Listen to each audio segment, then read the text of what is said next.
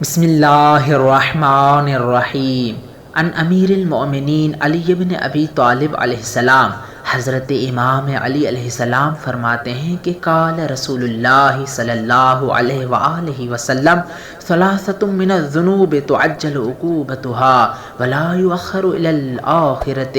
کہ حضرت رسول خدا صلی اللہ علیہ وآلہ وسلم نے فرمایا کہ 3 گناہ ایسے ہیں کہ جن کا عذاب بہت جلدی اس دنیا میں ہی مل جاتا ہے اور اس کو آخرت کے لیے مؤخر نہیں کیا جاتا۔ ان میں سے پہلا نمبر حقوق الوالدین، یعنی والدین کے حقوق میں نافرمانی کرنا، یعنی جو بھی شخص والدین کے حقوق میں نافرمانی کرتا ہے تو اس کو اس کا عذاب اس دنیا میں ہی مل جاتا ہے، اس کو آخرت کے لیے مؤخر نہیں کیا جاتا۔ دوسرا نمبر والبغی علی الناس، کہ لوگوں پر سرکشی کرنا۔ بس جو بھی شخص لوگوں پر سرکشی کرتا ہے تو اللہ تعالیٰ اس کو اس دنیا میں ہی اس کا عذاب دے دیتا ہے اور اس کو آخرت کے لیے مؤخر نہیں کیا جاتا۔ تیسرا نمبر وکفر الاحسان، احسان و نعمت کا کفر کرنا، یعنی جو بھی شخص احسان و نعمت کا کفر کرتا ہے تو اللہ تعالیٰ